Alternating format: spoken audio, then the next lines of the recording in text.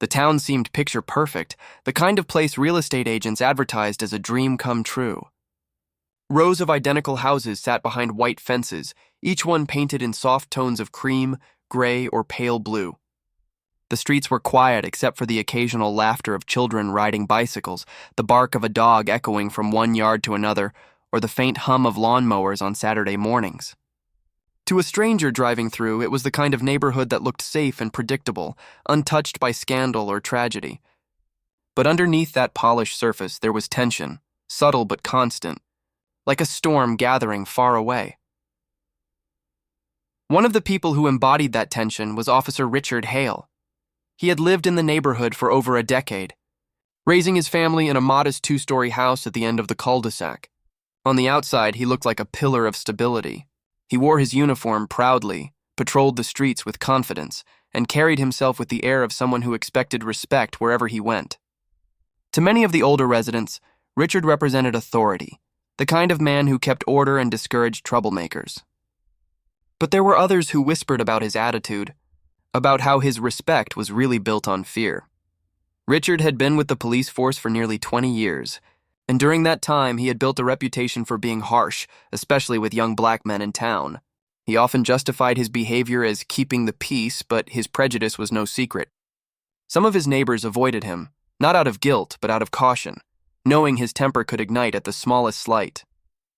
Still, no one ever directly confronted him. In a place where appearances mattered, people preferred to keep their discomfort private. Behind closed doors, Richard's life was not as polished as it seemed. His marriage, once steady, had grown cold and distant.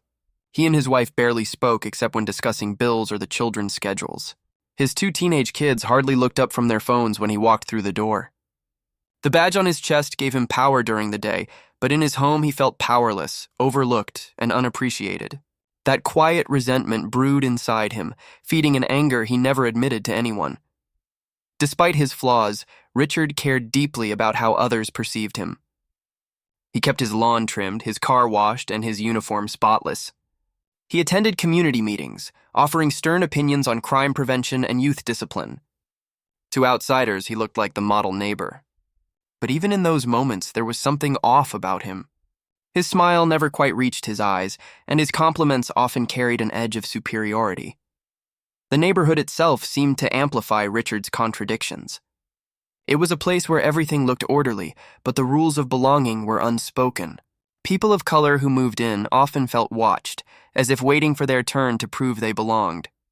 Maya Johnson's family had only recently moved into one of the houses across from Richard, and though she carried herself with quiet determination, Richard's watchful gaze was already fixed on her. No one could have guessed that this neat suburban street, with its trimmed hedges and shining cars, was about to become the stage for betrayal, violence, and a deadly unraveling. What seemed ordinary was only a shell, and soon the cracks in the perfect picture would spread wide enough for everyone to see. Maya Johnson was the kind of young woman who stood out without even trying. At just 22, she balanced the weight of responsibilities that would overwhelm most people her age. Her father had passed away when she was in high school, leaving her mother and younger brother dependent on her determination to keep the family steady. She worked long shifts at a local cafe, studied hard at college, and still managed to help her mother with bills at the end of every month. To those who knew her, Maya was a symbol of resilience. She carried herself with quiet confidence, her dreams of becoming a teacher guiding her forward even when life was difficult. When Maya's family moved into the neighborhood, reactions were mixed. Some neighbors offered polite smiles, but many kept their distance, their curiosity mixed with silent judgment. To Richard Hale, the new arrival across the street was both a curiosity and a temptation. He first noticed her while on his early morning jogs, when she left the house in her cafe uniform or sat outside with her textbooks. At first, it was nothing more than fleeting glances, moments where his eyes lingered too long before he forced himself to look away. But over time, those small moments grew into something more dangerous. Richard's marriage was already fractured. He craved attention, validation, and an escape from the suffocating silence inside his home. Maya represented youth, energy, and a kind of freedom he hadn't felt in years. Slowly, he began manufacturing reasons to cross her path: a casual wave while jogging, a comment about the weather, a forced friendliness that at first seemed harmless. Maya, polite and respectful, responded out of courtesy. She never imagined that such brief exchanges would spiral into something that would change her life forever. Richard knew exactly what he was doing. His position as a police officer gave him confidence that no one would suspect him of wrongdoing. He began offering Maya rides when he knew she was walking alone, telling her it wasn't safe to be out late. He asked about her studies, complimented her ambition, and played the role of a supportive neighbor. For Maya, the attention felt strange, but she didn't want to seem ungrateful. In a town where she already felt scrutinized, refusing kindness seemed risky. She told herself it was nothing, but Richard's interest grew more intense. What began as neighborly gestures turned into uninvited visits. He would knock on her door late at night under the pretense of checking if everything was all right. He found excuses to linger in her driveway, always watching, always waiting. The turning point came one evening when Maya accepted his offer to join him for a coffee. That simple decision, born out of politeness and fatigue, was the beginning of their secret. The affair that followed was complicated. For Richard, it was thrilling, a dangerous indulgence that fed his ego. For Maya, it was confusing and overwhelming. She had never been involved with someone older, let alone a married man who carried the weight of authority in the community. At times, she felt flattered by his attention, but deep down, she knew it was wrong. She underestimated just how obsessive Richard was becoming, and how quickly his need for control would overtake any sense of affection. Their meetings were always hidden, conducted in the shadows of the neighborhood where no one could see. To outsiders, nothing appeared unusual. Richard was still the officer jogging past in the mornings, still the man waving to his wife from the porch. Maya was still the hard-working student, seen walking to class or serving coffee with her usual smile. But beneath those surfaces, their lives had become entangled in a dangerous secret, one that could not stay hidden forever. It didn't take long before cracks began to show in the fragile illusion Richard and Maya had built. At first, the affair was hidden well, buried beneath layers of polite smiles and ordinary routines. But secrecy has a way of leaving traces, and in a small neighborhood where everyone watched everyone else, even the smallest slip became a source of speculation. Richard's wife, Ellen, noticed the changes first. He stayed out longer, his excuses about extra shifts or late patrols sounding thinner with each passing week. He grew impatient at home, snapping at his children for small mistakes, withdrawing from family dinners and spending more time alone in the garage. Ellen didn't have proof, but she felt something was wrong.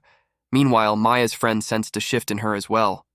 The once vibrant young woman who dreamed aloud of becoming a teacher seemed quieter, distracted. She stopped answering calls promptly and began avoiding social outings. When her friends pressed, she brushed off their concerns with vague answers, unwilling to admit the dangerous reality. In truth, Maya was already trapped in a web of fear. What had started as curiosity and flattery was quickly spiraling into something darker. Richard's obsession grew with alarming speed. His attention, once framed as kindness, turned into control. He demanded to know who Maya spoke to, where she went, and why she hadn't answered his text quickly enough. He used his position as an officer to intimidate, reminding her that he could protect her or ruin her, depending on her choices. For Maya, every interaction became a tightrope walk, balancing her need to keep peace with her growing desperation to escape. The neighborhood, though outwardly calm, carried an unspoken awareness. People noticed Richard's car parked near Maya's home late at night. They whispered about how often he jogged past her house or how his eyes followed her when she left for work. Yet no one dared confront him directly. He was, after all, a police officer, a man with power, authority, and influence.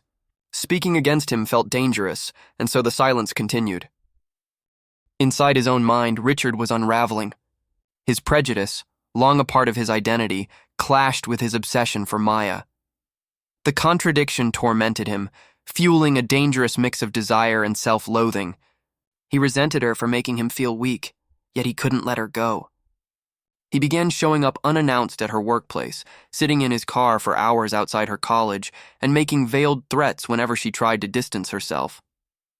What should have been private regret became public paranoia, and Maya felt the walls closing in. Ellen, too, could no longer ignore the truth. She confronted him about the late nights and evasive behavior, but Richard responded with cold denial and anger. The more she pressed, the more reckless he became. He was no longer protecting a secret affair. He was feeding a growing obsession that had taken control of his every decision.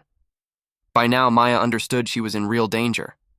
What she once believed was an affair she could end quietly had transformed into something she couldn't control. The man she thought she could manage was watching her every move, and the shadow of his authority stretched across her life like a net she couldn't escape. The facade of the perfect neighborhood was still intact, but beneath it, fear was spreading, and the path ahead was leading towards something inevitable and violent. The heat of summer always carried a heavy stillness in the neighborhood, but on the night everything came undone, that stillness felt different. The air was thick, pressing down on the quiet streets, and a sense of unease seemed to linger even before the violence began. Maya had finally decided she could no longer continue living under Richard's control. The relationship that once felt complicated had turned into something terrifying, and every message, every unexpected visit, every watchful glance reminded her that she was no longer safe. She wanted to end it, to take back her life, but breaking free from Richard Hale was never going to be simple. That evening, Maya stayed late at work, trying to build the courage to confront him once and for all. She knew there would be consequences, but she also knew the longer she waited, the worse it would get. When she returned home, the sun had already set, and the neighborhood lights flickered on, bathing the cul-de-sac in pale yellow glows. From across the street, Richard sat in his car, his silhouette barely visible through the windshield. Neighbors would later say they saw the vehicle idling for nearly an hour, headlights off, the engine humming low. He was waiting, silent and patient, like a predator watching its prey. Inside her house, Maya tried to steady her nerves.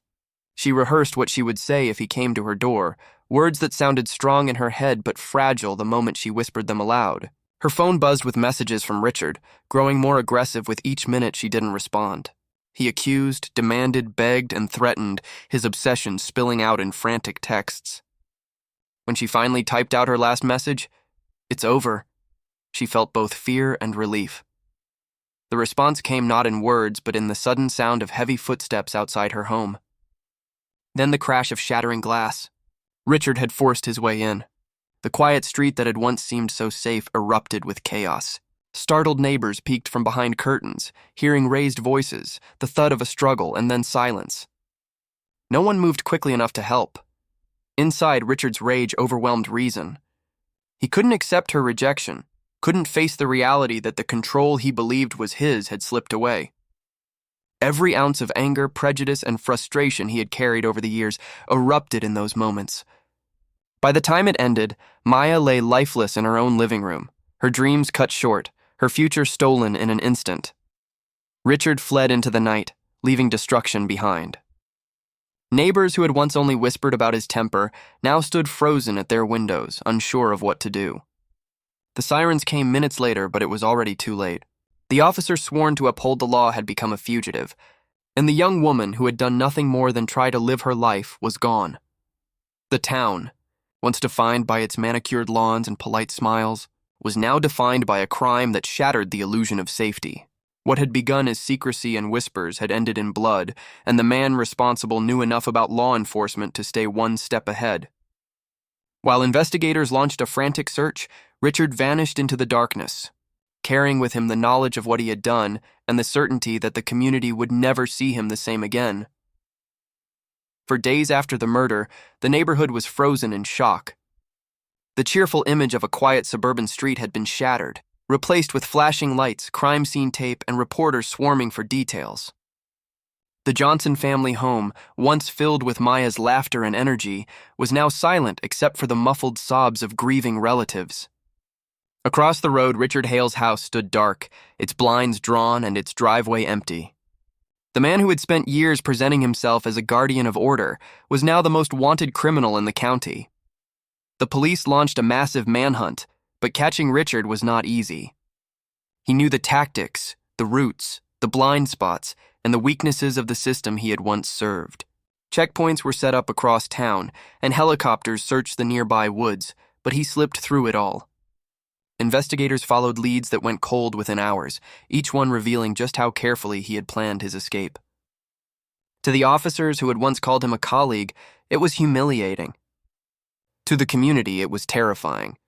No one knew where he might be hiding or when he might resurface. In the days that followed, more details about his double life began to emerge. Old complaints from residents, reports of excessive force, and whispers of misconduct resurfaced. What had once been dismissed or buried now painted a disturbing picture of a man who had abused his authority for years. The affair with Maya was no isolated lapse in judgment. It was the final chapter of a pattern of control and corruption that had gone unchecked. For many in the community, anger mixed with grief. They wondered how many chances had been missed to stop him before it was too late. The Johnson family's grief became a rallying cry. Friends, classmates, and neighbors gathered at vigils holding candles in Maya's memory. Stories about her ambition and kindness spread across social media, and soon her face was on television screens nationwide. She was no longer just a victim. She had become a symbol of lives stolen by obsession, prejudice, and abuse of power. Her death demanded accountability, and people wanted answers not just about Richard's crimes, but about the system that had allowed him to thrive for so long. Weeks passed, and the search for Richard stretched beyond town borders. The longer he evaded capture, the more desperate authorities became. Then, almost by accident, the case reached its grim conclusion.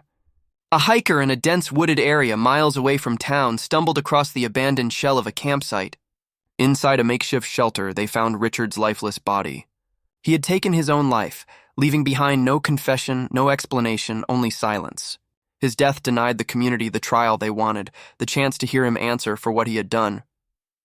In the end, there were no satisfying resolutions, only devastation. The Hale family was left to pick up the pieces of a life destroyed by secrets. The Johnsons faced a future without their daughter. And the neighborhood, once so proud of its clean lawns and perfect image, would forever be remembered as the place where a deadly affair had unfolded. Even after reporters left and the police tape was removed, the shadow lingered. The empty house across the street, the mailbox that no one touched anymore, the silence that hung heavier than before, all served as constant reminders of the tragedy. For those who lived there, the story never truly ended. It became a warning whispered to newcomers, a tale of how quickly the perfect can turn poisonous, and how the sins of one man can stain an entire community. The name Richard Hale faded into infamy, while Maya Johnson's memory endured in the people who loved her. Yet the question that haunted everyone remained the same. If someone had spoken up sooner, could it all have been prevented?